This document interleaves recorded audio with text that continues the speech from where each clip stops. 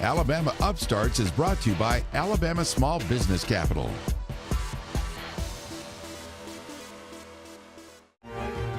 Alabama Upstarts. Entrepreneurs, inventors, and startups, this is your chance to meet face-to-face with real venture capitalists. Today's venture capital judges are National Security Specialist Alan Clark, Dothan's Best Promoter Terry Duffy, Amazing Facial Plastic Surgeon Dr. Melanie Petro, Broadcaster, Banker, Entrepreneur Bill Donovan. Now let's meet our first contestant. Hi, I'm Vic, co-founder of Edify Online. We find, qualify, connect, and manage online teaching talent for educational institutions around the world. And so who are these institutions? They can be 2 or 4 year colleges, continuous education programs, professional certification programs, and MOOCs platforms.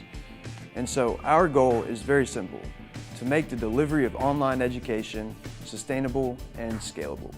So over the last 2 years, we've had the unique opportunity to partner with MITx, the digital learning arm of MIT. And over the last 2 years, with our pilot program, we've been able to validate our concept and put ourselves in a position to scale. And so the problem that they faced is that they were a very, very choked process. So the university and the university faculty would create the course, and the university faculty would actually deliver the course. And so the problem there is that, one, university faculty is expensive. Full-time tenure track guys, it costs a lot of money for each run, so it's not cost effective. Second thing is that it takes up their time. And so their time can be better spent on creating more courses, doing research, and focusing on things that increase enrollment. And so what we pitched MIT was the concept that let's unbundle this process. Let's open it up to the greater marketplace. There's 25 million Americans with at least a master's degree who are willing, qualified, and able to teach. And so in this new model, MIT and the MIT faculty still create the course, but we find and manage the teaching talent to teach it on their behalf. And so the results have been exceptional. We've reduced their costs by over 50%. Quality, brand, there's been no issues there. And greatest of all, they have now on-demand resources. And so these course assets that they had sitting idle, already created, they can run them when they want to. And so that is a huge paradigm shift for an institution like MIT, but where does it apply across the board? There's 4,700 higher education institutions in the United States, and there's over 750,000 adjunct professors. And these adjuncts individually pursue opportunities on a term-by-term, course-by-course basis with each institution. And each institution individually looks for these people. There's extreme waste, extreme redundancy in this process. Edify Online will be the central platform, the market maker, in order to streamline this process and provide value to both sides of the equation. We're very excited. We think our opportunity with being able to work directly alongside an elite institution has helped us to develop our core operation and our core platform with their needs in mind. And we are now positioning ourselves to scale. And so I appreciate your time hearing this pitch, and we'd love some feedback. Vic, that's a great concept, but how is this different from, say, for example, Troy University that has a huge online presence already? I'm glad you asked that question. So we don't actually create course content ourselves. We're not an online university. What we're doing is connecting universities like Troy to a marketplace of qualified, pre-approved talent to teach the courses on their behalf. I guess I'm trying to figure out how it works. So with Instagram, I can go look for influencers and I can read all about them. It's Sure. all different prices based on their influence. Sure. Is this an app or an online thing where people can go and look and try to match up with maybe what one institution wants? The goal would be to be global and to Sure. let other people use this service. Can they pick out whether it's community college, how elevated they want their professors? How do they shop that? So what the institution does is they'll just post their course online with the qualifications. And so the platform does the rest. So on the supply side, on the teacher side, we'll match them to courses that they're qualified for.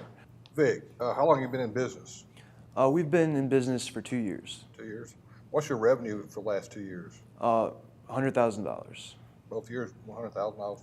Total over the 2 years. Oh, about $50,000 a year. Yes, sir. Okay. What are you looking for as investors, and what do you need to push this concept to another level? What we're pushing for right now is $1 million for 24 months of runway. Majority of that money will be towards sales and sales development. So I love the concept of decluttering, but what's the business model? I mean, how do you take this thing to the point that you pay this $1 million back? Our goal is that by the end of at the end of this 2-year period, that we'll be in business with 50 universities. And so year 3, we're hoping to make around $600,000 net profit.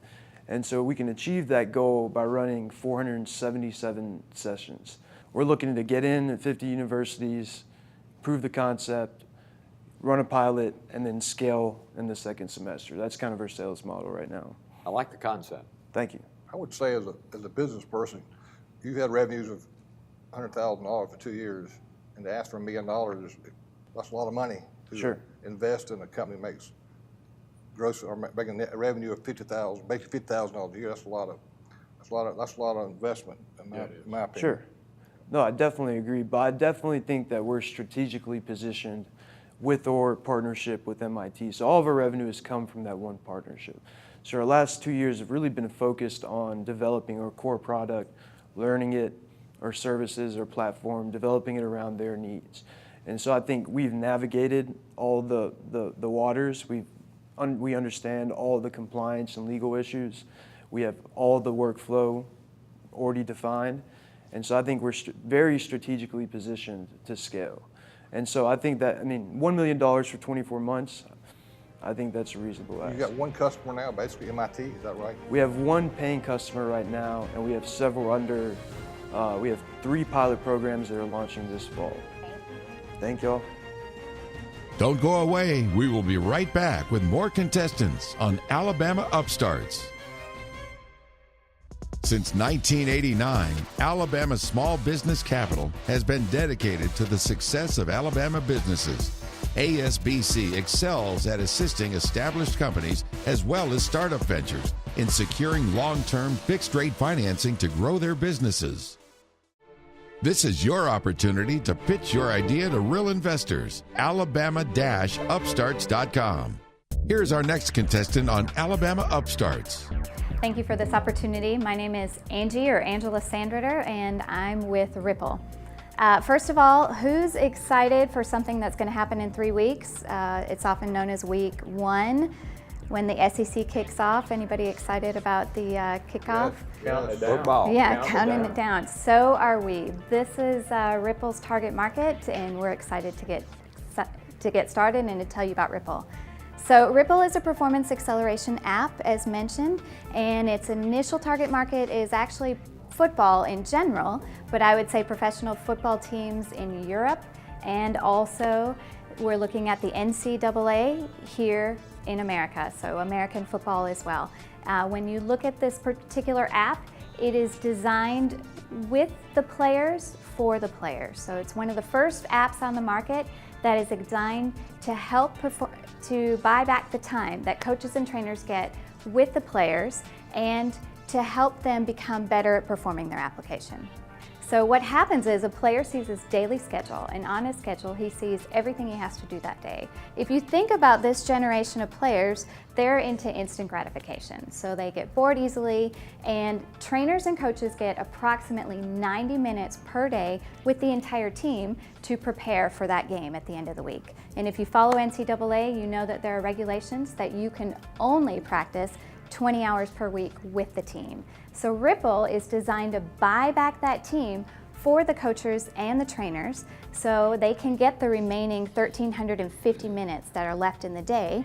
They service that player's schedule, any film they have to watch, any physio visits they have to make, any skills training, and we calibrate all of that data and give it back to the coaches and the trainers so that they can, in turn, offer better goals for those players to go through each week. So through automation and predictive analytics, we're able to recommend, based on the results each week of each game, what that player should be training on for the following week so that they become a more optimized team together when it comes to game time. So we have 4 teams in Europe, professional soccer teams, which are the top soccer teams that have bought into the app. So they're helping us to develop this app for the players, with the players, and for the coaches and trainers. And we also have pilot programs set up within the NCAA as well. So we're moving this app forward and we're excited to see where it goes. So this market is huge. If you know this market today, if we gain 10% of the overall European football or soccer market, the worldwide market is over $1 billion. So if we're looking at what the market potential is, at what we've priced this app at going into the market, it's huge. So we'll see this app deployed spring of 2019 within the seasons. We've got a minimal viable product going into training in December, and then we'll be using this app going forward next year. So we're excited about this opportunity, and we're excited about the potential it will bring, and that is the power of Ripple. So you're going directly to the team itself, not to the players? We are working with the players and the coaches and trainers, so the whole team. But the players are helping us to design the app. And we even have professional footballers in Europe that have invested in the app for the development as well. And what are you looking for the future? So we're looking at $1 million to go after the market. So we feel that this will take us not only to get the final product developed, which is on target for spring of next year, but then it also gives us the opportunity to go into the market and get sales and continue to penetrate this particular market. What do you think, Al? Does this meet all the NCAA regulation, regs? We are working through that right now because there are a lot of SEC mandated apps that are being used, but they don't play in this particular space. So we can integrate with the existing solutions out there, and we are working through the regulations What about right now. the pro athletes? They have any type of regulations that would regulate this? Pro athletes have regulations, but not the same mandate on time that you see within the NCAA. Are you grading the players, really? Are you like grading them like a coach does at a game? You kind of how they play that game and that kind of stuff too? Exactly. So there's gamification and there's goal settings, and then as we continue to learn from the data, we set the standards, and you can base that on where are they performing based on what the industry would bear for that particular player in that position. And the player can see how on target they are. They can compete with other players on the team. So we have the user interface designed to gain that player's attention so that the data is good when we want to compare it to the end of the week game stats. I'm picturing my son has this game where you see all these football players and it loads all their stats in. Is it a visual thing like that where you can actually see the players and... Exactly. So it is visual. The coach and trainer can see their whole team. They can see how players are performing against what they should be performing, and they can make suggestions on how that player goes into training that next week when he's on his own time or she's on her own time to complete their skills training, to complete their tactical trainings. Yeah, it's a great idea. I'm going to cut to the chase. How do I make money? How do any of us, if we invest, how do we make money? How soon do you think we would get our initial investment back? So we're looking at profitability by 2020 if we're on track with the development and with the market adoption. So how much cash are you going to burn through between now and then? We're looking to burn through, I would say, approximately $750K initially, but then we'll start to see the revenue coming in at that point. Can AI ultimately be integrated into this? Absolutely, absolutely. Coming from Huntsville, Alabama, we love data science, we love predictive analytics, artificial intelligence. So yes, we are incorporating this into the app to see what stats can you get from those players. Eventually, what can be put into the overall consumer market as well. So what would fans want to see from this? Video games. Exactly, exactly. So. Up next on Alabama Upstarts is... Hi, ladies and gentlemen. My name is Andy Fagan, and I'm here today asking for $200,000 for a 25% share of my company, Lightwave Solutions. At Lightwave Solutions, we install window film on commercial and residential buildings. There are 4 primary reasons for using window film. First is occupant comfort by reducing heat and glare. Second is to prevent fading of floorings and furnishings. Third is to provide energy efficiency year-round, and fourth is physical security, and that's the reason I'm here today. The security of our students in schools is of ultimate importance. I've provided each of you with a sample from the 4 different manufacturers of window film security that we carry, representing the best technology from Japan, Israel, and the United States. Window film is a thick polyester material, and when applied to glass, it will hold broken fragments in place in the frame. A magnetic access door lock system that we find on most schools will not prevent a gunman from getting inside. All they have to do is shoot the glass door, knock the fragments out of the frame, and within seconds, they step inside. If a gunman shows up at your school, it's bad. If they get inside, it's infinitely worse. Window film, when properly applied to glass, will hold broken fragments in place, helping to deter entry from the armed gunman. This allows security protocols to be implemented and first responders time to get on site. The state of Alabama is putting out a bond initiative expected to be worth $200 million that will be distributed to the 1,600 public schools in the state of Alabama. Each school is going to need between $5,000 and $30,000 worth of window film. If each school only needs $5,000, we're talking about a market of $8 million. More likely, it's going to be $10,000 or more. So we're talking $16 to $20 million market. You may hear of a better technology today. You may hear a better business plan, but you won't hear anybody with a better reason for doing what they're doing. What are your questions? Andy, I'm Alan Clark. I'm in the security business. That's what I do for a living for the last 43 years. I know a little bit about what you're talking about. Very interesting and what your concept. We teach. I'm asking my own set of questions, but tell me a little bit about the weapon part. So security film is not bulletproof, but it is designed to hold the fragments in place.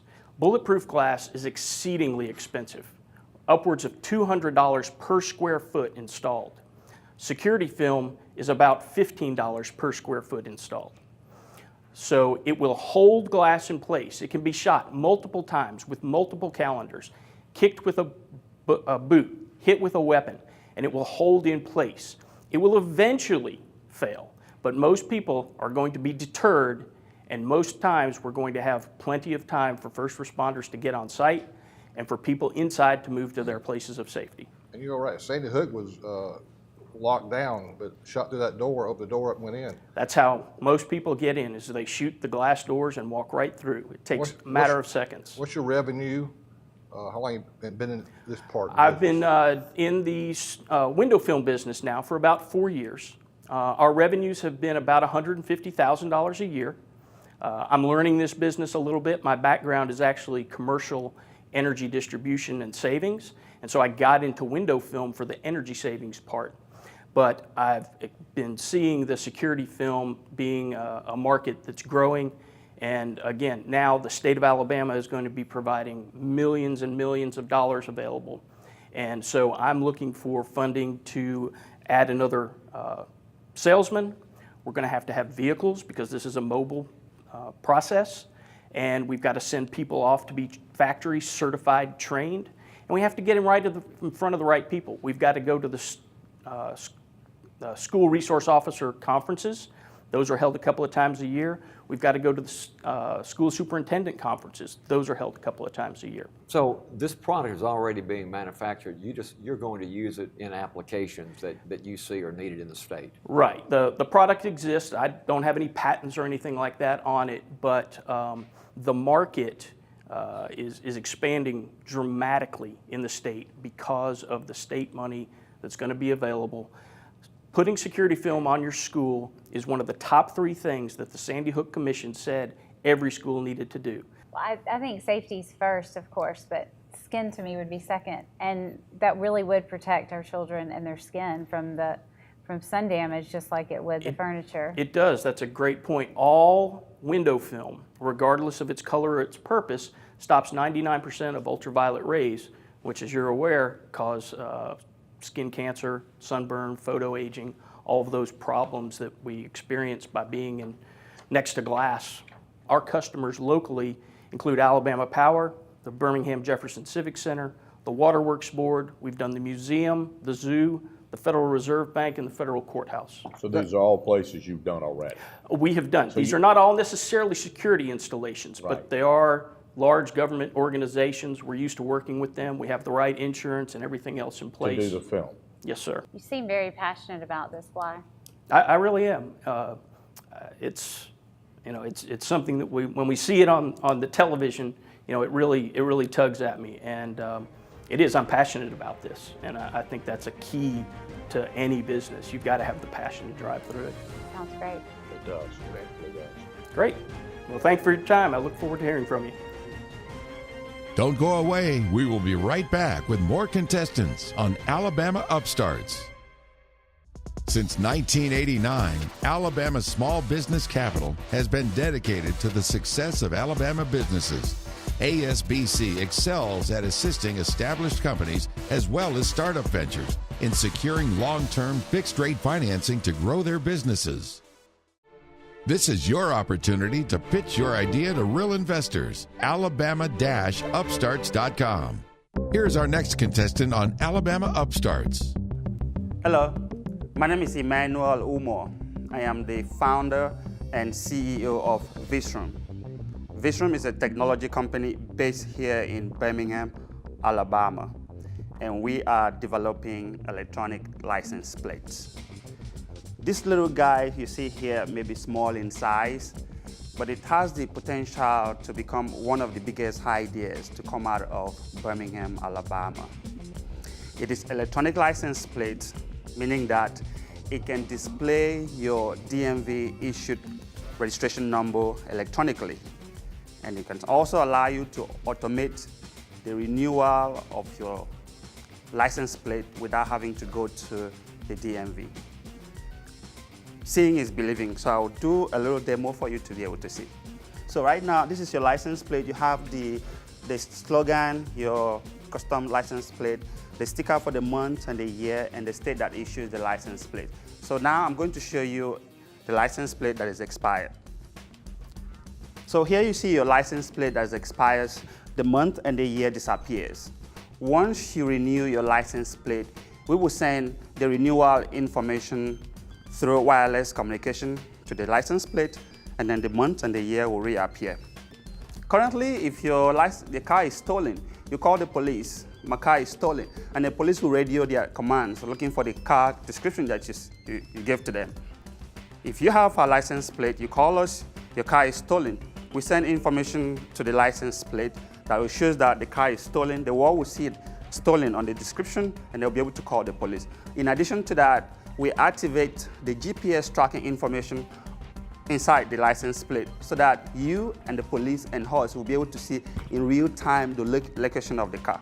Let me show you what it does. Right there, it shows your car is stolen. So there are other features that can be displayed on the screen, such as Amber Alert. If there's an tornado watch within the area, we can send that information to it, but we don't have time, so I won't be able to show you that one. Thank you for listening, and I can take your question now. So I guess first thing I'm thinking is hackers and being able to replicate that and put whatever you wanted it on it because it is technology. How would you answer that? First of all, anything that is connected to the internet is hackable, but we will integrate security features similar to the one that the bank use to protect your device. Now, your license plate, you purchase it from us, we collect your license information and your personal information, we send it to the DMV. They check your information to make sure that your license is current, and they send that information to us. It is that information that we use to activate your license. So if the police were to stop you on the road and run your license, they will see the same information in addition to the serial number that comes with the license plate, meaning that anybody cannot just steal it and update information on it, because us as a company, we will not be able to tamper with your registration number. You know, one of my biggest concerns, of course, is the driver without insurance. And most people, you know, it's important to show expired tag, but a great deal of people in Alabama have insurance for only 30 days. That's when they go buy their insurance to buy the tag. They never buy any more. Would that be possible to work with the DMV so that it's flashing expired insurance? Well, it is up in the air. We haven't made up our mind whether to show your insurance status information. If the state work with us and tell us to display that information, the capability is there for us to display. But currently, we do not want to display that information on the screen. Quick question. Cost per unit to manufacture the unit, cost to the DMV? We are still working on that. Currently, we are developing a prototype. So it is after the prototype and the cost that it will cost us, the amount of money that it will cost us to manufacture the device that we'll be able to tell how much it's going to be. But currently, as a company, we've made up our mind based on research that we've made that it will be around $500 or $600. I think it's a great concept. I worry about the state of Alabama letting you do that, but it's worth trying. I agree. Well, the potential is there. If we are not able to get it done here, if we're not able to get approval here in the state, California has already indicated interest that we should move over there. Are there other people doing electronic license plates right now? Currently, one company is doing it in the state of California. Okay. So Emmanuel, this is a sell through to the customer and not to the state, correct? It will be sold to the customers directly. But we plan to partner with dealership and auto manufacturing companies so that they can put this on the vehicle, so that when you buy your new vehicle, it will already be there. Or if you're buying through the dealership will sell it to you. And how much development money are you looking for today? So currently, I'm seeking a $350,000 investment for a 25% equity. I like the concept. How much money have you already raised? I haven't. I've been bootstrapping everything by myself. Okay. And again, we are currently developing prototype. Now, regardless of what option we go, the state has to come in because license plate is a regulated device. So we cannot just produce it and sell it to customers without partnering with the state. In addition to that, license plate information has a database. So for us to be able to have the electronic license plate in the database, we have to partner with the state so that if something happens, say you pull over by the police and they run your license plate information just like the regular license plate, they will be able to have all of that information. What it does, it protects you from if somebody stole your car and all of that, that information will already be in the national database. But you can only illegally track people with a GPS. So how is that? That's a whole nother level. Yes. The GPS is only activated when the stolen alert is activated. It is only activated when the car is stolen. I would pitch it to divorce attorneys. I think they would buy it. I love it. That would be my angle. Good luck, man. That's great. Thank you, sir. Thank you. Alabama Upstarts has been brought to you by Alabama Small Business Capital. Are you an inventor or an entrepreneur? Want to pitch your business on Alabama Upstarts? Go to our website to sign up, alabama-upstarts.com.